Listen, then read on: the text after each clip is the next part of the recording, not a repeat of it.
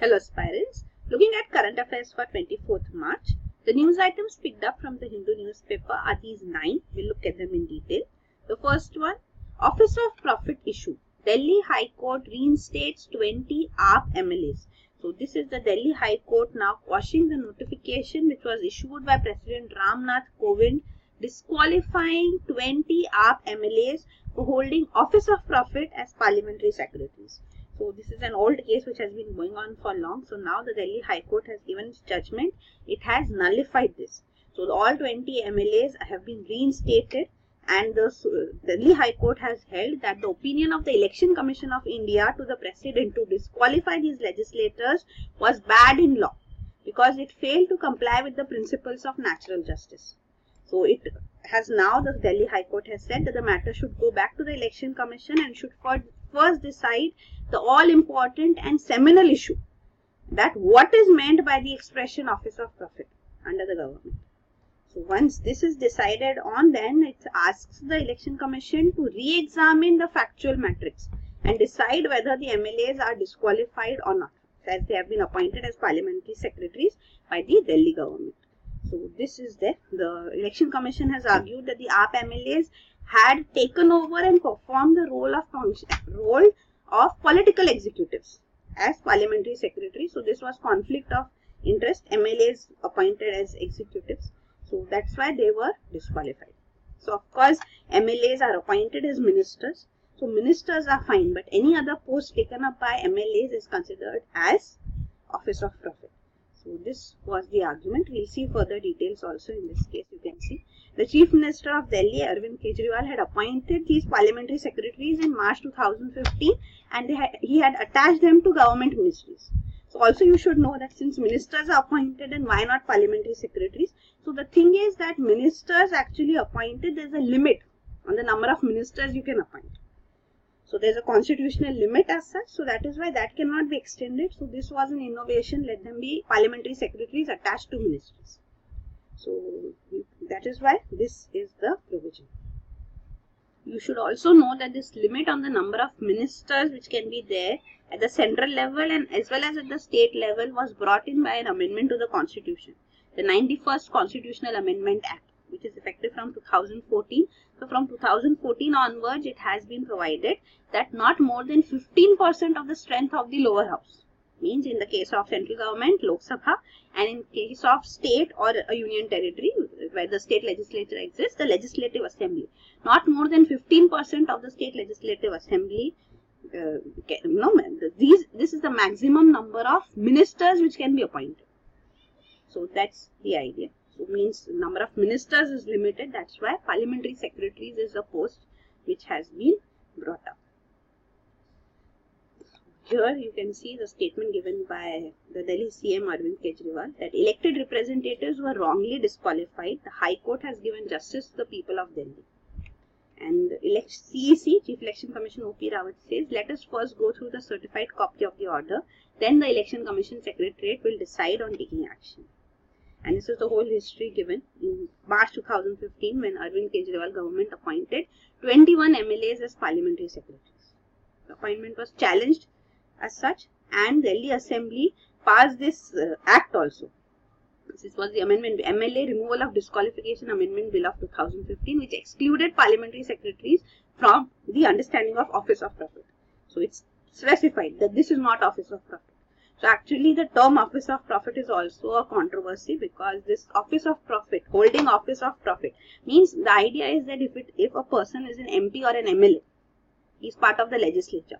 So the legislature's work is to check the executive. So executive cannot give him posts, perks and salaries. So that's the idea. So he should not hold any Office of Profit under the government.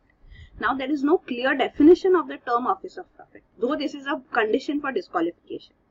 So this was introduced as such by an act also, and then President APJ Abdul Kalam had asked for a clear definition of the term, but the then government, UPA government, had not given any clear definition, and this Office of Profit only remains vague, means inclusions and exclusions are specifically mentioned. There is no definition, there is no criteria. There is no checklist. Okay, these are the conditions, then it's an Office of Profit or it's not an Office of Profit. There is only a list. So same way Delhi government also passed the bill specifying that parliamentary secretaries are not office of profit. So that's what was done. So President had refused to assent this bill. So of course this bill also did not come into effect. And here you can see the Election Commission was hearing this case and it gave the suggestion to the President that they should be disqualified. Election Commission had rejected the petition of MLAs also to drop the office of profit case. And once it was recommended to the President to disqualify them in 2018, they were disqualified, and now we are seeing that the case has finally been quashed by the High Court of Delhi in March 2018. The next is BJP bags 21 seats, Congress 5 in Rajya Sabha elections. So Rajya Sabha elections took place recently. 25 Rajya Sabha seats which were up for election across 6 states in the country. So elections take place in Rajya Sabha biannually. 1/3 of the members retire every 2 years. Biannually means once in 2 years. So Rajya Sabha is a permanent house. We know that each member has a term of 6 years. 1/3 members retire every 2 years. So that's why these elections for these seats were held, and BJP was able to win 12 of these seats. And also Congress won 5, Trinamool 4, and so on. So that is given. So here how the seats have been won is shown here. Then next is Trump fires McMaster as NSA. So President Donald Trump of USA has now even fired his National Security Advisor HR McMaster, and he has appointed John Bolton, whose views on global issues is further in line with President Donald Trump's views. So he has been appointed as a National Security Advisor now. So even earlier we have seen few days back how Donald Trump fired his Secretary of State too, Rex Tillerson. So similarly, he had at that time also said that he is rebuilding his team with those who share his views. So even it is said that McMaster, the former NSA now, he had different viewpoint as such. He had an open-minded military commitment in Afghanistan as his viewpoint. That in Afghanistan there should be an open-ended military commitment, which was not to the liking of President Donald Trump. So such differences arose, because of which now President Donald Trump has fired Mr. McMaster and John Bolton has been appointed as the National Security Advisor of US to the President. So even under President Donald Trump's tenure, the Pentagon and national security establishments have been given massive increase in funding also, and also carte blanche. So this is a French term meaning unlimited discretionary power in their operational decisions. Then next is Kriya University to open doors soon. So this is regarding Kriya. So Kriya University is actually a private university which will start admissions in the academic year, for the academic year 2019. So this is a university which has been set up with the support of an elite group of industrialists like Kiran Majumdar, Shah, Anu Aga, Anand Mahindra, etc. So Kriya, the term also comes from the two interwoven goals of the university, means creativity and action. So this is the private university. It will be set up in Shri city in Andhra Pradesh, which is close to Chennai as such too. And the curriculum of Kriya will be a mix of liberal arts and sciences. So it is trying to bring the best of Eastern and Western streams in a creative manner through science. So it will offer a 4-year undergraduate program, a Bachelor of Arts Honours and Bachelors of Science Honours program as such. Then next is Muslim parties want review of 1994 ruling. So this is regarding the Babri Masjid land dispute case, Ram Janmabhoomi land dispute case. So this land dispute case, a ruling had come from the Supreme Court in 1994, 24 years ago. So in that ruling, the Supreme Court had said that the mosque as such, any mosque as such, has no unique or special status. It's not an essential part of Islam and namaz, because namaz can be performed by the Muslims anywhere. There is no need for a specific mosque as such. So Muslims can offer prayer anywhere, even in the open. So that is why the Supreme Court had given this ruling in 1994 that mosque is not an essential part of the religion. So in this, it was because of this ruling only. The ruling was for the land dispute. So Ram Janmabhoomi title dispute actually dealt with the acquisition of the 67.703 acres of land in Ayodhya after the demolition of Babri Masjid in 1992. So because of this, the act which was passed by the government, Acquisition of Certain Areas at Ayodhya Act of 1993. So this act was being constitutionally challenged, and the Supreme Court in 1994 in this ruling held that the act is fine because mosque is not an essential part of the religion. So it distinguished between places of worship with particular significance which have to be treated with reverence, and also a different section called ordinary places of worship. So on this basis, it had allowed the government to take over this disputed region, 67.703 acres of land. So government had acquired this disputed site under this 1993 law. So now the Muslims parties are asking the Supreme Court to review this 1994 ruling. Then next is China plans $3 billion tariffs on US goods. So we had seen that USA has plans to impose $60 billion in tariff on China. So this is what USA is going ahead with. So in response to this, China has given a guarded approach. It is calling for only a $3 billion fresh duties to be imposed on US products. It is saying that we are starting slow, means the proposed measures will be implemented in two stages. First stage, only a 15% tariff will be levied, and if the countries can overcome and resolve their trade issues in a scheduled timeline, then the trade war can be avoided. Otherwise, in second stage, 25% import duty will be imposed by China on USA, imports from USA, which would affect it drastically. So that's what China claims. So presently, it's only a 3 billion tariff which has been increased, as against US President approving 25% levy on Chinese goods, which will be worth around $60 billion. So this is there.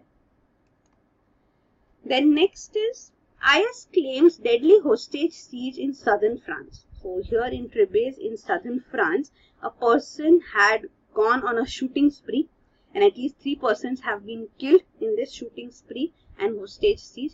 So 3 separate attacks were carried out in this medieval town here in southern France. So police stormed the supermarket eventually after the hostage drama and killed the suspected attacker. And Islamic State has claimed responsibility for this shooting spree and hostage siege. Earlier too, in the same region in France, shooting had taken place in 2012, and 7 persons had died, including 3 Jewish school children. So here, the southern France Trebes region is shown here, and the recent terror incident is detailed out here. Then next is Humanity Risking Its Own Wellbeing report. So this is a comprehensive report which is involving more than 550 scientists who took 3 years to compile this report in 4 parts. So these are scientists from all across, including Asia Pacific, Africa, America, and they have given the complete details about how humans are risking their well-being by over-harvesting and harming the nature. So plants and animal species will decline in every region in the world is being predicted in this survey. The warning is given as such.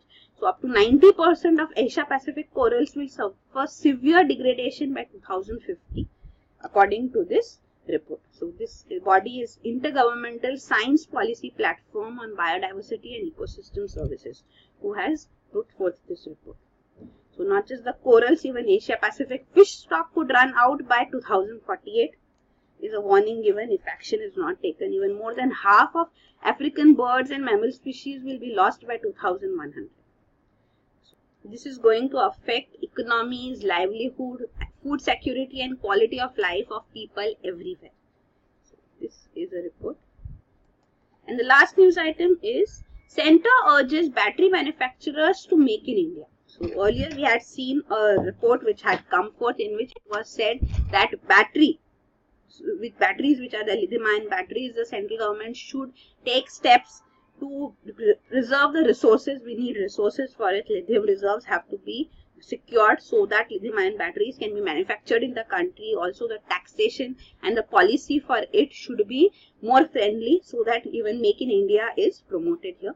So now the central government, actually the Power and Renewable Energy Minister has spoken on this issue, and he has stated that the battery manufacturers would be encouraged to set up units in India, because demand in India is of course going to rise, especially after e-vehicles are being pushed as such too. And of course batteries are required for various other purposes. So Make in India focus would be provided here. Even for solar and wind projects, storage would also be included within this bidding which would take place. So this has also been assured. Plus also regarding ensuring adequate supply of raw materials for the energy storage sector, the minister said that central government has initiated interactions with resource-rich countries such as Bolivia on this matter as such too. And also issue of high GST has been raised. GST rates on batteries we had seen was at the highest rate of 28%. So this also has been an issue before the central government. So this is there. Apart from this, the minister also stated the Department of Space and ISRO should also share relevant technologies with the energy storage industry to boost Make in India. So this is there. Also in government procurement, Indian-made batteries should be given preference as a demand which has been put forth. Also, there should be Indian standards created for batteries, and field testing facilities should be there in place for batteries in the country. So these are the news items. Thank you.